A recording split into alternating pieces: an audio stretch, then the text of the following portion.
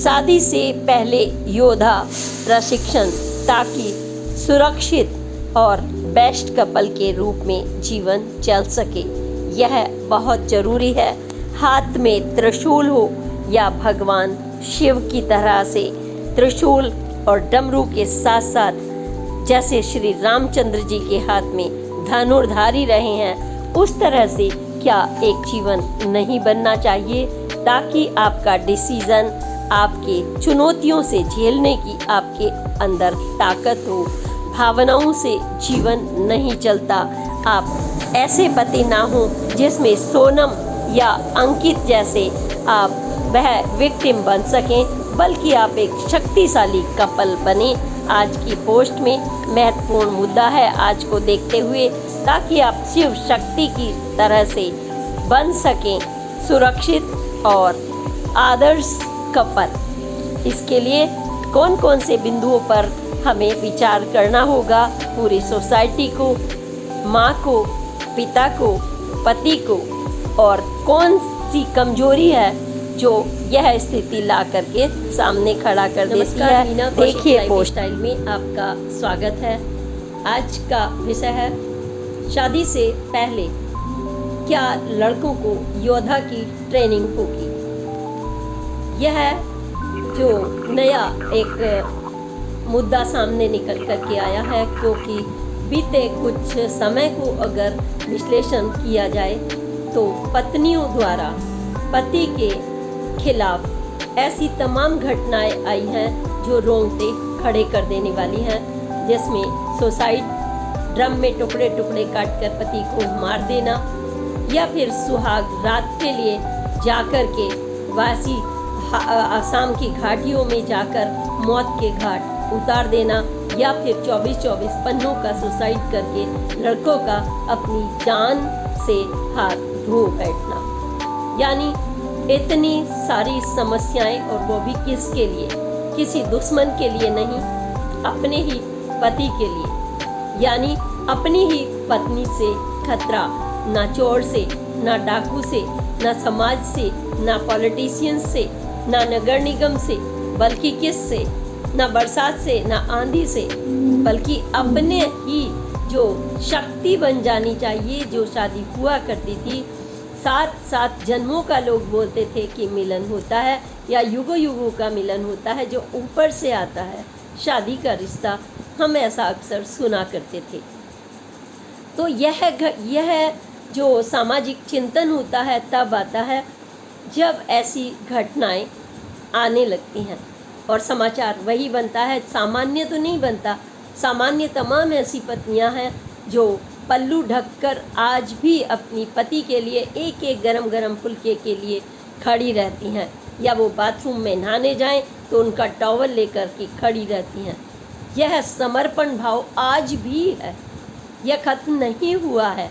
लेकिन करोड़ों की संख्या में अगर हजारों ऐसे चिंतन आने लगे कि जहां लोग शादी से के नाम से भी डरने लगे। कल क्या होगा नहीं पता।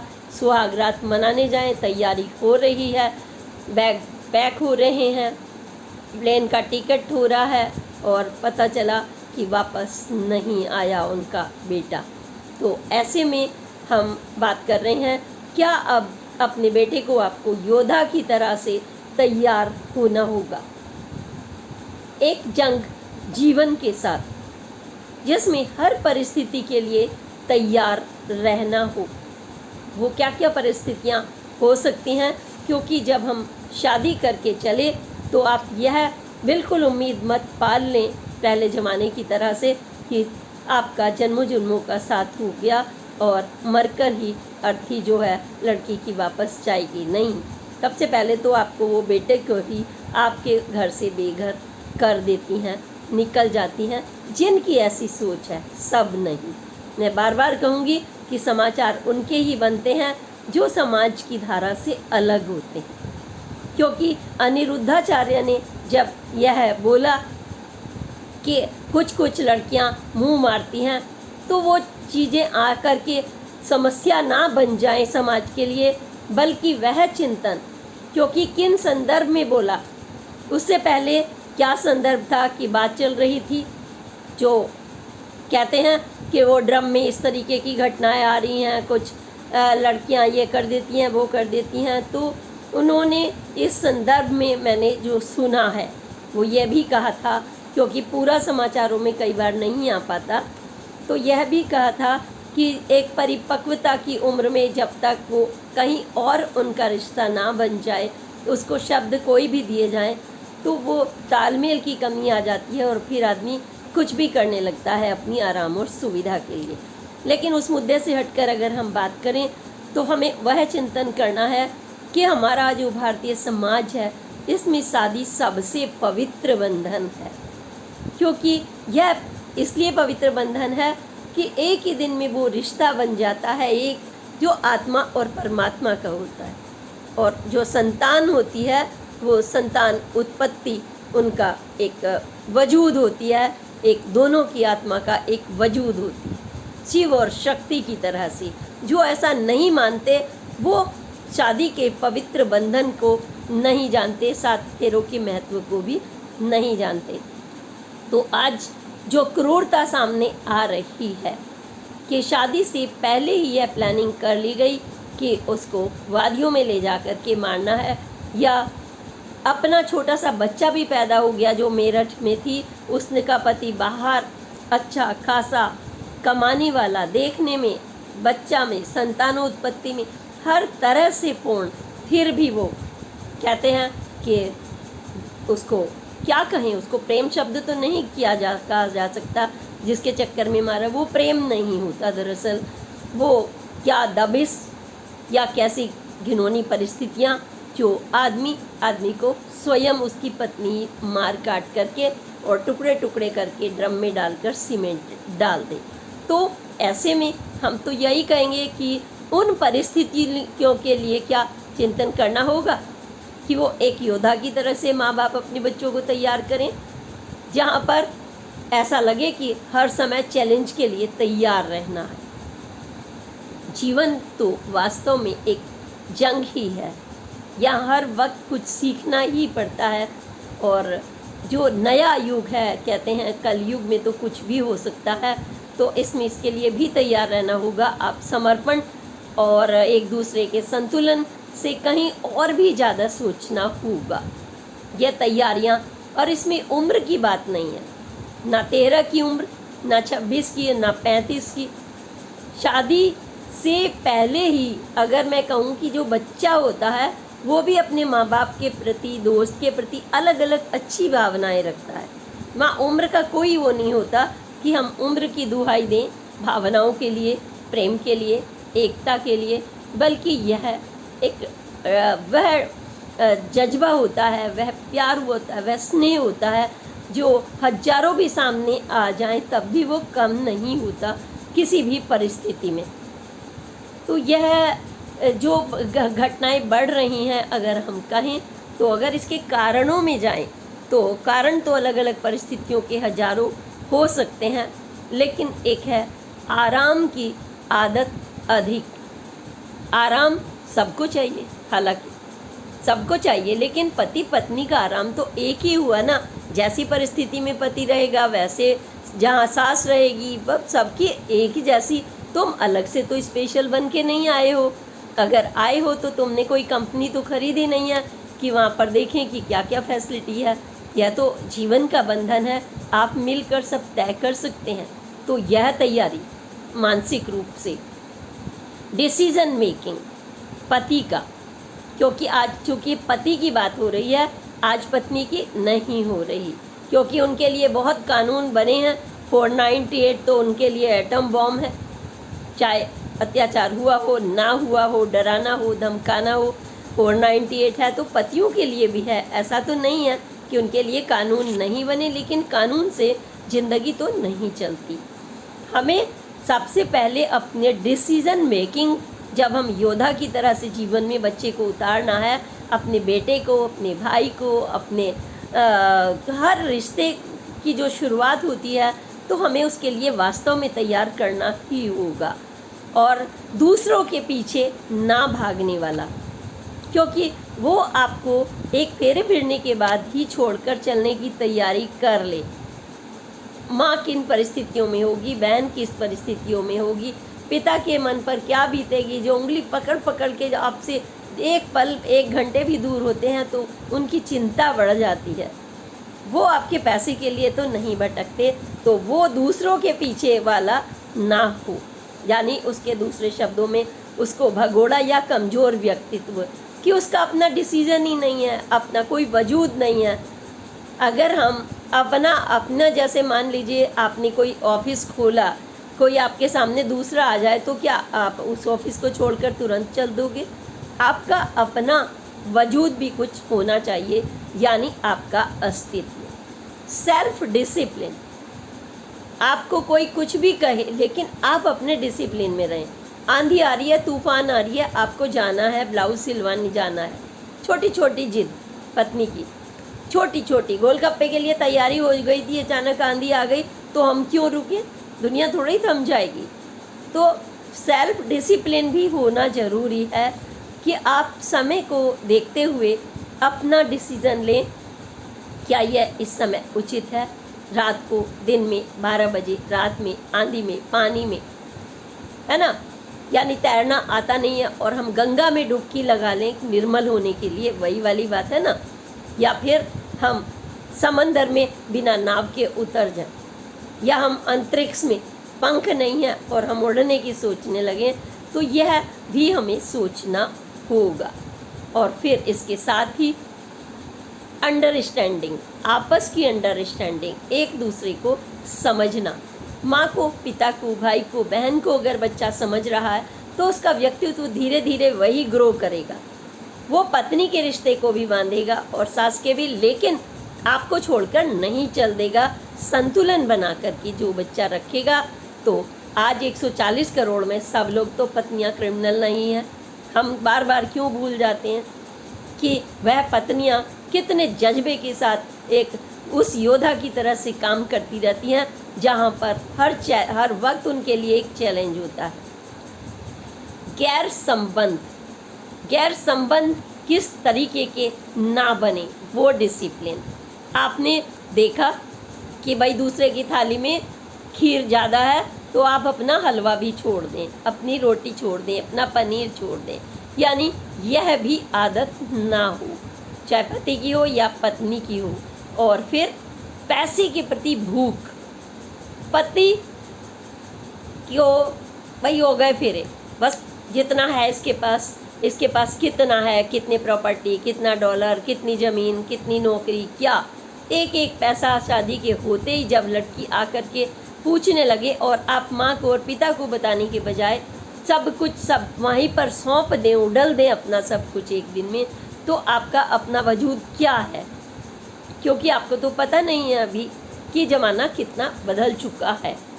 आराम की भूख, आप ये भी जज्बा रखेंगे आपको कितना आराम चाहिए, और दूसरे को आप अपने आराम के लिए गाड़ी में जाना, कैब करके जाना, एरोप्लेन से जाना, स्विट्ज़रलैंड जाना, घूमना नहीं है।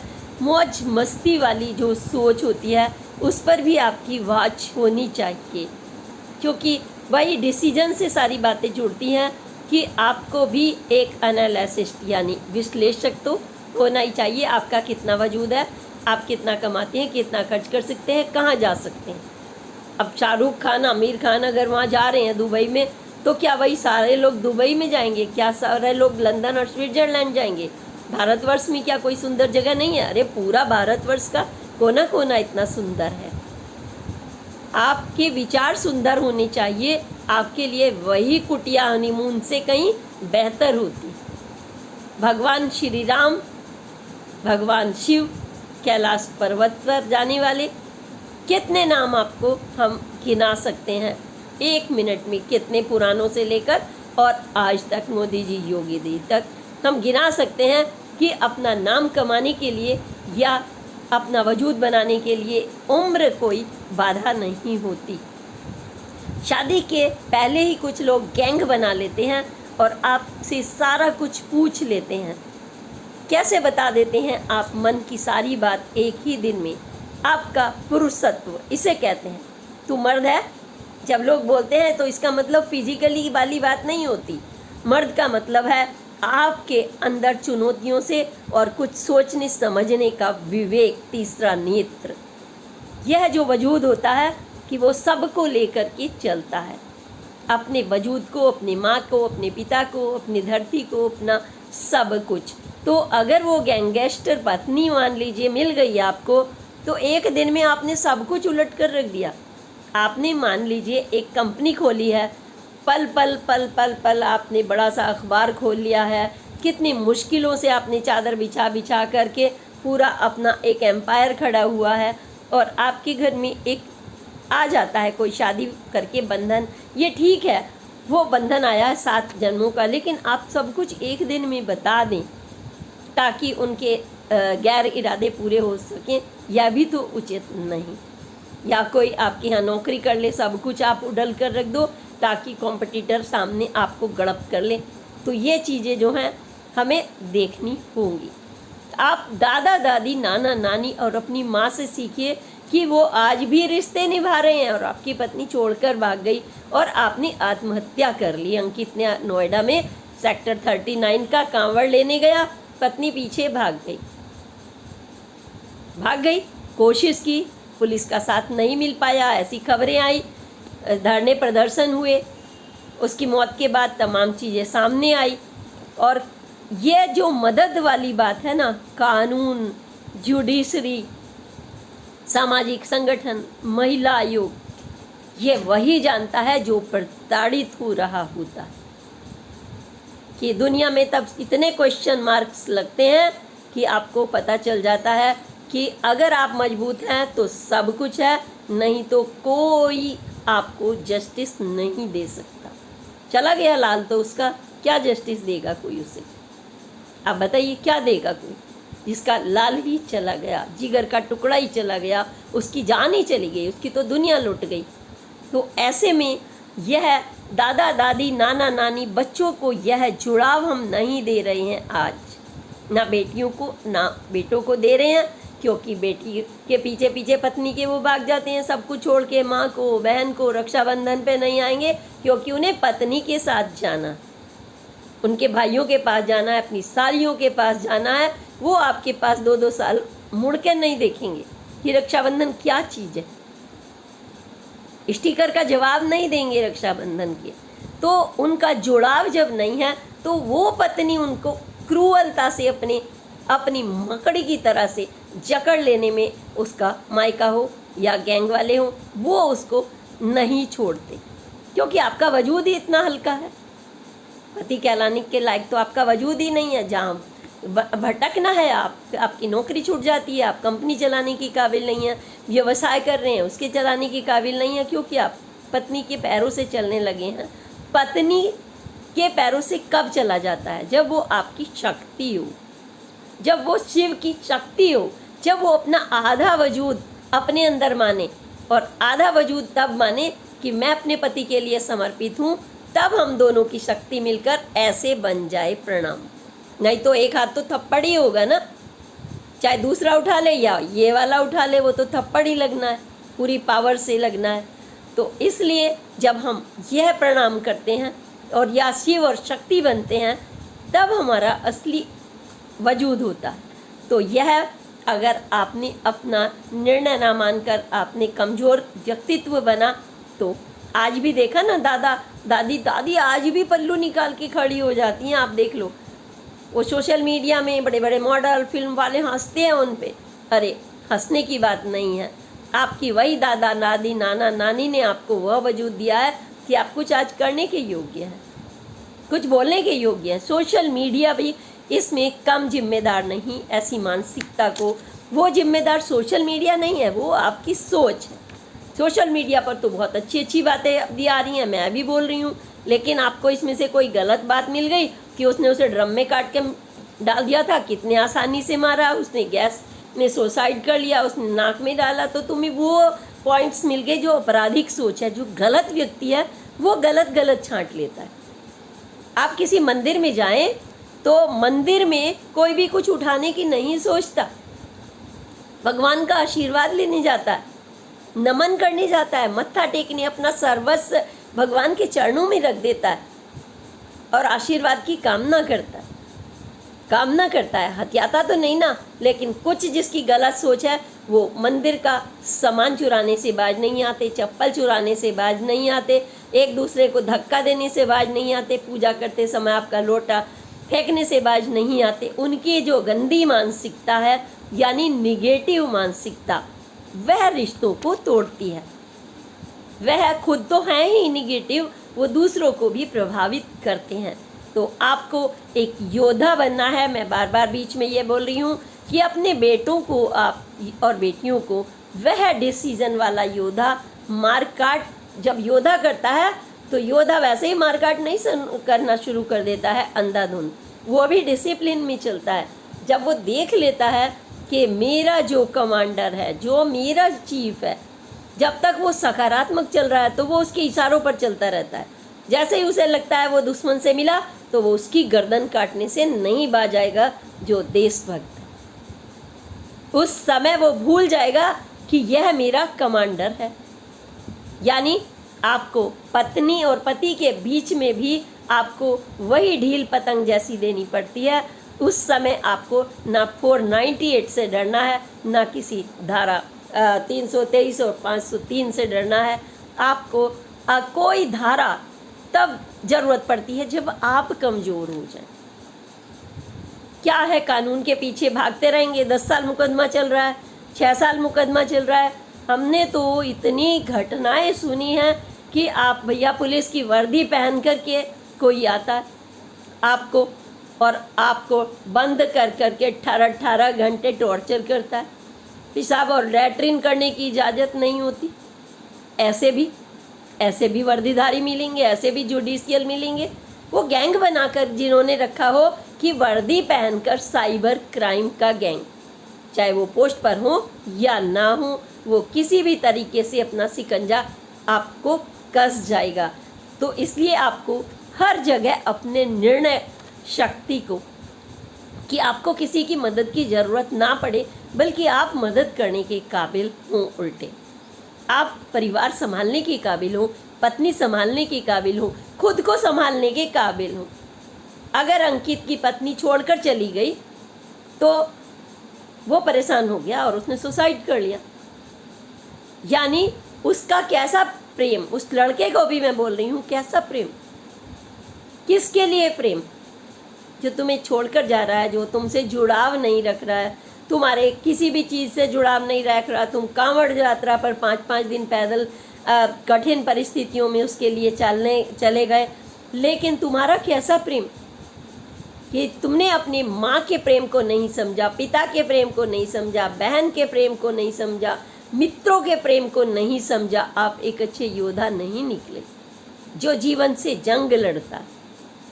जीवन से जंग लड़ने के लिए आपको नीलकंठ बन जाना पड़ता है। विष जितने भी होते हैं वासुकी गले में डालने पड़ते हैं। कितना भी गुस्सा हो आपको चंद्रमा शीतलता के लिए रखना पड़ता है। और जो दुष्ट लोग हैं उनके लिए तीसरी आंख आपको हमेशा खोल कर रखनी पड़ती है। पत्नी हो या पति हो या कोई भी रिश्ता हो, आपको इतना तो समझदार, इतना विवेकपूर्ण तो होना ही होगा। बिना लड़े भी आप जंग जीत सकते हैं अपने विवेक से।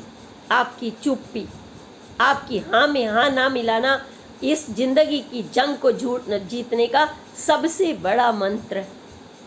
जब आप शिव जी की पूजा करते हैं तो बिल्कुल ध्यान नहीं देखते उनकी वेशभूषा क्या है। वो कैलाश पर रहते हैं, वो आराम के पीछे नहीं भाग रही थी पार्वती जी कैलाशपति के लिए। उन्होंने 12 कितने हजार वर्षों तक हर जन्म में उन्होंने कितनी कठोर तपस्या की, तब 108वें जन्म में पार्वती जी को शिव ने शक्ति के रूप में स्वीकार किया, अपना आधा वर्चस्व तब बनाया। ऐसे ही नहीं बना लिया एक दिन में। क्यों? क्योंकि हमारे जब तक इरादे नेक आपस में नहीं मिलते, हम जब तक एक दूसरे के विचारों से सहमति नहीं रखते, जब हम एक दूसरे के बारे में देखभाल नहीं करते, केयरिंग नहीं करते, तो हम पति पत्नी के रिश्ते के कहलाने लायक या निभाने लायक बिल्कुल नहीं। छोड़ दीजिए आप। फिर पत्नी छोड़ गई है तो आप उस रास्ते पर जीवन में जाना दो। क्या उसको सोच लीजिए, मुश्किल होता है, मुश्किल होता है, बहुत कठिन होता है। आपके पेट में लगेगी ज्वाला,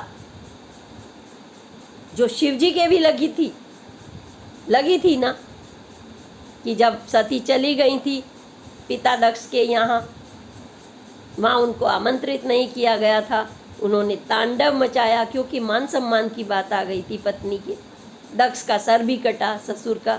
तो ऐसे में कठोर निर्णय कई बार लेने पड़ते हैं।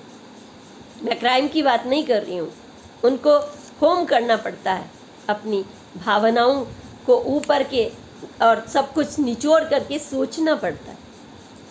इसलिए आपको वह योद्धा बनना पड़ेगा परिवार का, सृष्टि का संचालक बनने के लिए, जो भगवान शिव और माँ पार्वती, या उन्होंने अपनी औलाद को, गणेश जी को सर्वश्रेष्ठ बनाया, कार्तिकेय जी को भी योद्धा बनाया, जो सारे में घूम करके आ जाए लेकिन पिता का और माता का ध्यान वो भी रखे। वह औलाद जब आप पालते हैं तो कल आपको कोई डर नहीं होगा, मृत्यु का डर नहीं होगा। फिर तो आप यही कहेंगे महाकाल भी उसका क्या करे, जो भक्त हो महाकाल का, फिर आप यह कहेंगे। और फिर जब आपका वजूद होता है तो आपके पीछे पत्नियों की कतार लगती है। जब आप एक बड़ी कंपनी के मालिक हों या डिसीजन मेकर हों या साधु संत हो, आपने तो देखा होगा साधु संतों के पीछे भी कहते हैं, अरे बाबा रामदेव ने इतना बड़ा वजूद बना लिया। तो वो मुस्कुराकर एक बार इंटरव्यू में बोल रहे थे, जब पत्रकार ने पूछा कि आपको किसी ने कहा था, तो कोई विदेशी वाला थी, बाबा मैं आपसे प्यार करती हूँ, आई लव यू। तो भाई प्यार आपके कर्म से, आपके डिसीजन से, आपके व्यक्तित्व से आप करेंगे। एक लाइन नहीं, आपके लिए लंबी लाइन होगी और आपका होगा सिलेक्शन, चुनाव, कि आपकी काबिल कौन। आराम से नहीं, पैसे से नहीं, शान शौकत से नहीं, गद्दी से नहीं, राजनीति से नहीं, बिजनेस से नहीं। जब आपके मन मिल जाए वही आपकी जो सुयोग्य पत्नी है। रही बात उम्र की, तो छोटी सी उम्र में अगर पहले शादियां होती थी तो वक्त और काल के मुताबिक ये बदलता रहता है। समय के उस समय छोटी उम्र में शादियां क्यों होती थी, मुगलों ने यहाँ पर क्या कर लिया था, यहाँ पर बोलबाला कर दिया था, गुलाम बना कर रखा था। छोटी छोटी बच्चियों पर कोई निगाह ना रख ले तो माँ चाहती थी हमेशा और उनके पिता की वो एक सुरक्षित हाथों में चले जाएं, विवाहित जीवन जिए। पल्लू भी इसीलिए होता था। वो वक्त और काल के मुताबिक सब कुछ होता है। लेकिन आज जो पल्लू है आपका, आज भी अगर पल्लू ना भी रखें आप तो दूसरे की शर्म होती है, उसे कहते हैं पल्लू। आपकी आंखों की लज्जा, आज तो लज्जा के नाम पर जब आपके लड़की आपको नचा देती है फेरों से पहले ही, कितनी बार आपने देखा होगा, ऐसे हो जाओ, ऐसे हो जाओ, ऐसे हो जाओ। पहले तो छुई मुई की तरह से, क्योंकि उम्र भी, मैच्योरिटी देखिए कम होती थी, वो इतना समझती नहीं थी। आज पढ़ी लिखी ज़्यादा है, समाज में निकल चुकी होती हैं, सब समझती हैं। भाई मीडिया पर कल अच्छा फ़ोटो भी चाहिए, तो अपने हिसाब से सब कुछ चलता है। लेकिन सब कुछ चलता है का मतलब यह नहीं है कि आप गर्त में चले जाएं। गर्त में जाना नहीं, आपका अपना अच्छा विवेक, जिसमें दोनों का भविष्य बहुत सुंदर हो, पूरी तरह से सकारात्मक हो। तो यह चीज़ें हमें, अगर हम बताना चाह रहे थे कि छोटी उम्र में आदमी क्या क्या कर लेता है। सुब्रमण्यम स्वामी चंद्रशेखर खगोलविद बन गए 19 साल की उम्र में, 1983 में। 19 साल की उम्र, जब गुल्ली डंडा खेल रहे होते हैं गांव में लोग बच्चे, करियर तो दूर। नैना जायसवाल 8 साल में बच्ची गुड़िया से खेलती है। नैना जायसवाल ने पीएचडी कर ली 22 साल की उम्र में, और 8 वर्ष की अवस्था में 10वीं पास कर लिया। और आप कहते हैं हमें तो किताबें भारी मिलती है, हमें किताबें नहीं मिलती है, हमारे पास बिजली नहीं, हमारे पास एसी नहीं, ये भूख है। शादी कर लेंगे अच्छे से, तू कितना कमाता है, कितनी बिजनेस है, ताकि पहले दिन से हमें लॉकर अलग खुलवाना है, पहले दिन से हमारे को भी इतना बंगला चाहिए। क्यों भाई, आपने क्या किया, आपका अपना वजूद क्या है? आप अपना अपना वजूद बताओ, तब उस प्रॉपर्टी को इकट्ठा कर लो तो बात अलग है। लेकिन दूसरे पर हम कब्जा कर लें, क्यों? जब हम आज बराबर कानून की बात कर रहे हैं तो बराबर कर्तव्यों की बात भी हमें करनी पड़े। मैं महिला होते हुए यह बोलती हूँ कि महिला कमज़ोर नहीं है भाई, वो अंतरिक्ष में भी जा रही है, वो पायलट भी है, वो योद्धा भी है, वो पुलिस वाली भी है, वो जज भी है। लेकिन ये सारे पद होने के बाद अगर वो अपने पति और परिवार का दायित्व भूल गई तो वो कुछ भी नहीं, क्योंकि जिसने परिवार नहीं संभाला वो क्या संभालेगा, क्या संभालेगा। वो परिवार को संभालना और रिश्तों को संभालना बहुत बड़ी बात है। और डी मुकेश 12 साल की उम्र में ग्रैंड मास्टर बन गए, सबसे कम उम्र में। विवेकानंद जी को ले लीजिए, 30 साल की उम्र में विश्व धर्म संसद में मुख्य प्रवक्ता बने वो जा करके, और 39 में तो उन्होंने पूरी दुनिया में अपना नाम कमा करके मृत्यु लोक को भी प्राप्त हो गए। तो अगर पति टॉर्चर हो रहे हैं तो जहाँ पत्नी के लिए धारा बनी है 498A, तो वहाँ पति के लिए भी है। अगर कोई मानसिक क्रूरता करता है, हम तलाक दे देंगे, हम पुलिस लगा देंगे, हम माँ बाप से ये करा देंगे, वो करा देंगे, तो धारा कानून जो है भारतीय दंड संहिता 1955 में धारा 13 का जो पहला चैप्टर है वो उनके लिए तलाक के लिए बना है। लेकिन मुश्किल तो ये है ना तलाक के लिए। आपराधिक दोहन अगर पत्नी करती है पति के खिलाफ, डराने धमकाने के साथ साथ उसको चोट भी पहुंचाना, तो इसके लिए भी भयावह दोहन के लिए जो है धारा 503 बनी हुई है। और चोट पहुंचाना, धारदार चाकू से मारना और ये क्रूरता के साथ तो धारा 323 और 326 भी बनी है। लेकिन हमारी चर्चा आज धाराओं से नहीं बल्कि उस धारा से है जहां आपको स्वयं शादी से पहले एक योद्धा बनना होगा कि पत्नी छोड़ दे, तब भी आप योद्धा की तरह से अपनी कर्तव्यनिष्ठ पर रहें। इन भावनाओं को आप काबू में रखें, क्योंकि रिश्ता एक ही नहीं होता, आपके साथ परिवार का रिश्ता है। अगर आप अपनी जड़ों से अलग हो जाते हैं पत्नी के लिए, तो आप भी तो पुरुष कहलाने के काबिल नहीं। आप जिधर पानी जा रहा है आप वहीं बहते चले जाएंगे। क्या हिमालय बहता है कभी गंगा के साथ? गंगा वहाँ से निकलती है, सबको पवित्र करती है। क्या वो अपना मार्ग छोड़ती है? नहीं ना। ना गंगा मार्ग छोड़ती है, ना कैलाश अपना मार्ग छोड़ता है, ना हिमालय अपना मार्ग छोड़ता है, ना आकाश धरती पर आकर के गिर जाता है, ना धरती आकाश पर उड़कर चली जाती है, ना अपना सूर्य अपना कर्तव्य भूलता है। तो तुम क्यों नहीं? जब पंच तत्वों से मिलकर बने हो तो तुम्हारे अंदर भी तो वही आत्मविश्वास, वही शक्ति। बार बार हमारे जो सनातन संस्कृति में यही सिखाया जाता है, धर्म कोई भी हो, हिंदू मुस्लिम चर्च, हर कोई यह तो जरूर बताएगा कि निगेटिविटी वाले काम मत करो। किसी में तो नहीं लिखा मर्डर कर दो एक दूसरे को। और अहिंसा भारतीय सनातन सबसे सर्वश्रेष्ठ क्यों माना जाता है? उसमें तो भाई मच्छर को मारने का भी अपराध माना गया है। उसके लिए भी आप यज्ञ करते हैं पाप मुक्ति के लिए। आप तो दीपक जलाने की संस्कृति रखते हैं जिससे सब लोग प्रकाशित हों। तो आज की पोस्ट में मैं चाहूँगी कि ताकि हमारे बच्चों का जीवन शादी से पहले वो डरे नहीं, शादी से पहले भावनाओं से समझौता नहीं करें, कमज़ोर व्यक्तित्व की तरह से, मतलब नामर्दगी की तरह पीछे पीछे ना जाएं, अपना वजूद बनाएं, अपना डिसीजन लें, ना किसी को कुचलें ना कुचले जाएं। आधी ताकत तभी बनेगा। आधी ताकत का बिल्कुल मतलब नहीं है कि हमें तो भाई दे दो, कुर्सी दे दो। क्या आरक्षण मिल गया तो उसकी पत्नी को बना दो, विधायक की पत्नी को बना दो, पार्षद की पत्नी को बना दो, लेकिन बना दो मतलब बना दो शब्द नहीं। अरे कुछ करके दिखाओ समझ में, तब तुम बनो। फिर तो तुम तो वही रहे कमज़ोर के कमज़ोर व्यक्तित्व। तो इसलिए बना दो, ये छीन लो या झपट लो से नहीं काम चलने वाला। काम चलेगा कर्म शक्ति, डिसीजन पावर, तीसरा नेत्र, और हर चुनौती में पार करने वाला एक योद्धा, क्योंकि वो अपने डिसीजन लेता है उस समय जब, फिर वो कमांडर की भी नहीं सुनता जब अपने देश पर आती है उसकी। तो इसलिए आपको भी किसी भी परिस्थिति से नहीं डरना है। आज मैंने यह बेटों के लिए पोस्ट तैयार की है बेटियों के लिए बहुत तैयार करती हूँ।